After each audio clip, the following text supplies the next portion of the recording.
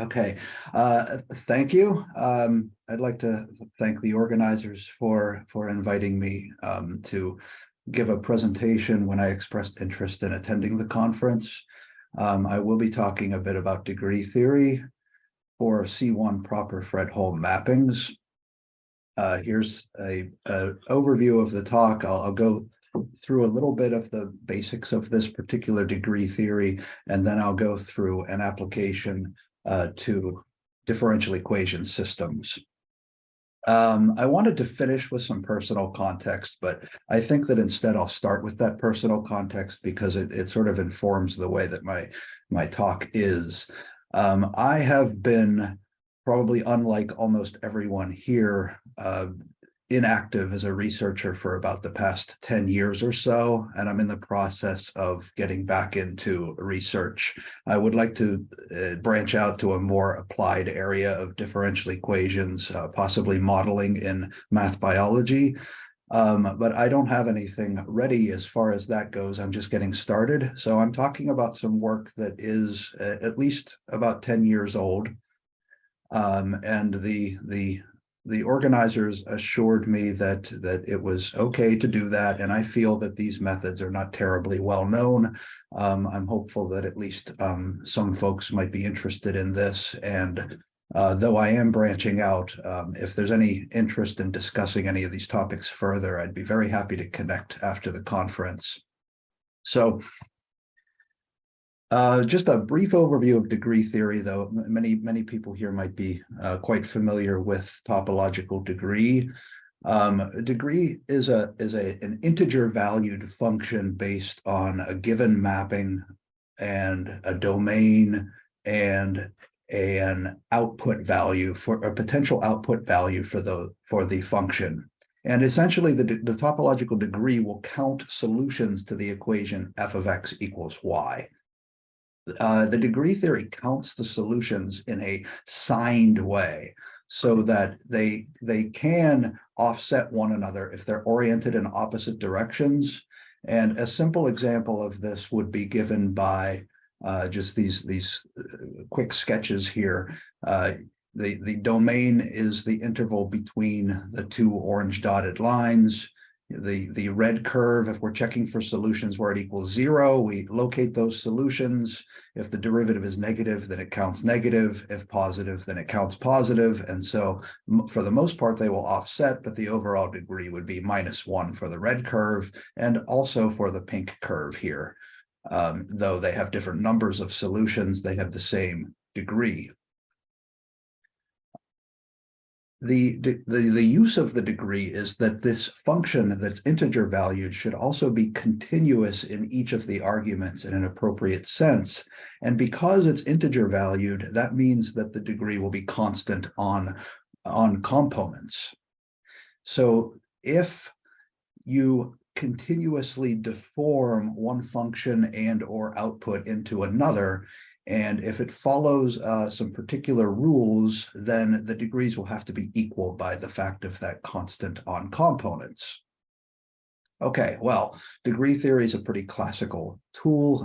In finite dimensions, it's called the Brouwer degree and can be developed with little more than calculus. In infinite dimensions, we have the standard Leray-Schauder degree, which is built upon the finite dimensional construction by finite dimensional approximations, but is therefore limited to compact perturbations of isomorphisms. This prevents most applications to differential equations that are posed on unbounded domains, which introduces a necessary lack of compactness. So the degree that I'm presenting here, that I'm giving an overview of, was first developed in the 1990s by Fitzpatrick, Peczykowicz, and my PhD advisor, Patrick Rabier. And this is going to work with maps that are C1, that are Fredholm of index 0, and which restrictions to closed bounded sets are proper maps. Proper map meaning that the pre-image of a compact set should be compact.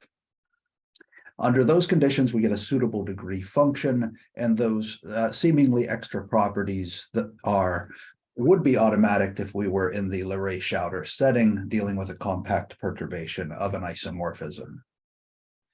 So here are the key properties that allow for the use of this to prove solvability of equations. If you have a non-zero degree, then the equation is solvable.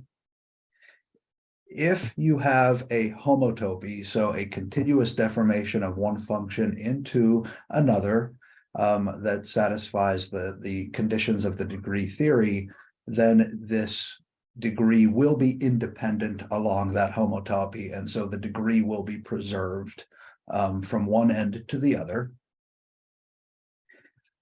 In order to pin down the degree at one end, if you have a unique solution to the problem at one end, and if that's a regular solution in the sense that the linearization is an isomorphism, then the degree will be non-zero. Actually, I probably should have put that the degree is equal to 1 in that case. And what's occasionally helpful is if you have an odd function and a symmetric domain, then your degree will have to be an odd integer and therefore, again, non-zero. So, of course, the idea then is to establish that your function satisfies the necessary smoothness, Fredholm, and properness properties. And then we will establish non-zero degree at one end. And then we will establish that the homotopy from one problem to another is admissible. And that's generally done by establishing a priori bounds on the solutions. And I'll go back to my sketch to give a one-dimensional sense of what that means. See, the pink curve and the red curve can actually, they can be deformed into one another in an admissible way. And really, the main thing here is for admissibility is that the endpoints, the image of the boundary of your domain should not have a solution that you're looking for pop up in the image of the boundary. So in this case, the deformation of the red curve into the pink curve can be carried out in such a way that you never cross the x-axis at these endpoints. That means the degree will wind up being equal. And in this case, of course, you can see that the degrees are -1, though the number of solutions changes. If you stay away from the boundary, they will come or leave in offsetting pairs and not change the degree. Okay, so here is the setup for a system of differential equations. So take a given nonlinear ODE system with an initial condition that is posed along just a subspace of Rn, so a projection of the initial value onto a particular subspace. And we're characterizing this as a boundary value problem on the half line because we have the condition as t tends to infinity that the limit of u should be 0. So the approach that we're presenting was first taken by Rabier and Stewart in 2005. This was in a Sobolev space function setting, and with a condition on the nonlinear term here that it would have an autonomous limit as t tends to infinity. I'm going to explain how to relax that condition, and I'll work in the space of smooth functions in order to achieve more regular solutions. Okay, so as I said, the functional setting will be the domain will be the space of continuously differentiable functions which vanish at infinity, and the range will be the Cartesian product of the continuous functions vanishing at infinity with the output of that projected initial value. And so we approach the differential equation system by writing it as an operator on the space X, the output being the left-hand side of the differential equation and the projected initial value. Okay, so here are the first set of assumptions in order to obtain a well-defined C1 map of Banach spaces, which is necessary for this particular degree theory. The function should tend the nonlinear function should tend to 0 at x equals 0 as t tends to infinity. Continuous differentiability in the second entry of the function. And on each compact subset of Rn, the function and its first derivative should be bounded and uniformly continuous on the half-line product with the compact set. That gives us a well-defined map. The next step is to establish properness on the closed bounded subsets of the domain space. And the theorem that I established was that if F has what I'm going to call an admissible omega limit set, then the operator will be proper on each subset of C1, 0 that is closed and bounded. What's meant by the omega limit set is to allow the time variable to tend towards infinity in a particular way.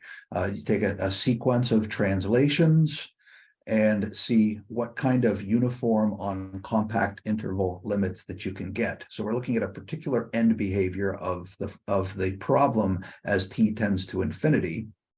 And the admissibility requirement is that for every function that you are able to get in that way, the only bounded solutions to the problem that you get with that function are the constant functions. And in fact, that the set of all such constants is totally disconnected.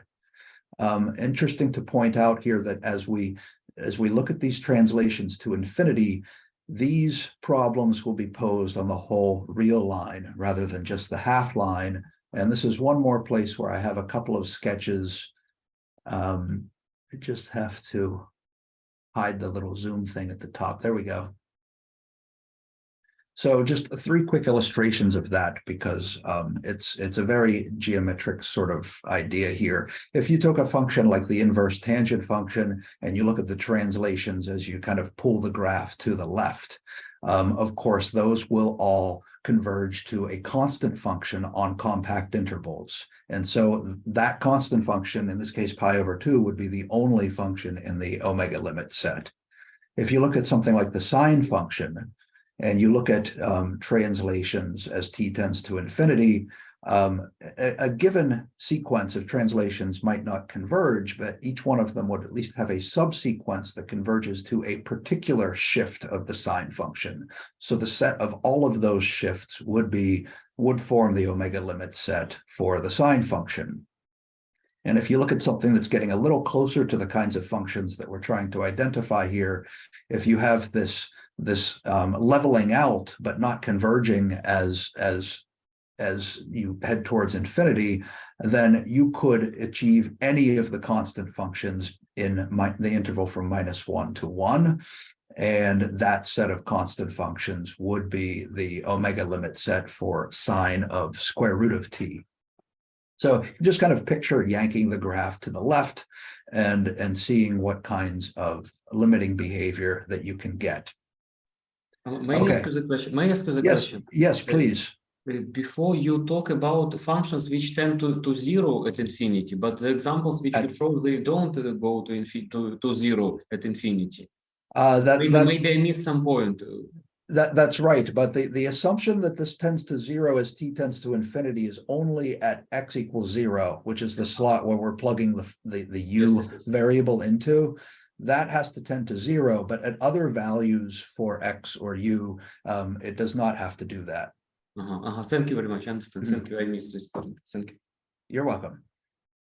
Okay, so then we have this test that all of the problems that you would get by kind of sliding everything infinitely to the left only have constant solutions, and that the set of all constants is totally disconnected. So the illustrations were not meant to satisfy that condition, but just illustrate what is meant by the omega limit set. And I realize I only have about 5 minutes left, but this is okay.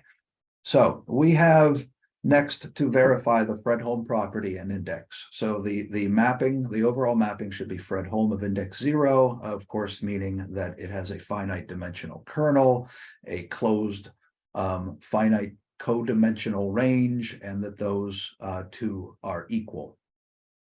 And so we have a couple of ways to check that. One is that we get a Fredholm operator if and only if the linearization at the zero function, I'm sorry, at the zero value admits an exponential dichotomy, meaning that that linear problem in Rn would admit a splitting into initial conditions that would tend to infinity on the one hand versus initial conditions that would tend to zero. In the case of constant matrices, this just means that it would have no pure imaginary eigenvalues, but the situation is more delicate for non-autonomous problems. So that's one way that we have to check that. Alternatively, if the full operator linearized at the zero function is an isomorphism, then the operator will itself be Fredholm, and we get that by proving that that no matter what you plug in for u, you will get a compact perturbation of what you had when u equals 0. Okay, there's a connection between the two. It's kind of a tangent, so I might not dwell on that, but the tool for checking properness actually lends itself to checking the Fredholm property for linear problems by considering the omega limit sets of the linear problem, which according to Yud's criterion is equivalent to having a Fredholm operator. And the final ingredient in this application is to establish a priori norm bounds on all of the solutions that you get. Maybe if I scroll back up to the problem, this is where the homotopy comes in, is that we would replace the right-hand side here, the f of t and the initial value c, by s, the parameter s multiplied by those to just continuously deform from the homogeneous problem to the non-homogeneous problem. And in order to make sure that solutions do not cross the boundary of our domain, that is accomplished if we establish a priori bounds on those solutions. That part of the method depends strongly on the particular problem that's under consideration. You have to dig into it and find out why it satisfies a priori bounds and under which specific conditions would it satisfy those a priori bounds. There's also sort of a converse here, where if this is the only thing that's going wrong, and you know that you don't have a solution to your non-homogeneous problem, then you could deduce that there is that you don't have a priori bounds, that you have a path of solutions whose norm is blowing up as you proceed along this path. The last thing I would point out is that the general method of applying this to differential equations it's somewhat diverse. We've also successfully applied this to semi-linear parabolic PDE. In a semi-infinite cylinder, Dirichlet boundary conditions on the spatial domain, and in a Sobolev space setting, which of course, if P is large enough, then that gets you the convergence to 0 at infinity. And it's interesting that some parts of the analysis, including the role of the omega limit sets, does carry over from the differential equations, the ODE setting. But of course, other parts, including the Fredholm property and the a priori bounds, are different than in the, I should have said, ODE setting. And that's my talk. I came in 1 minute under. Thank you.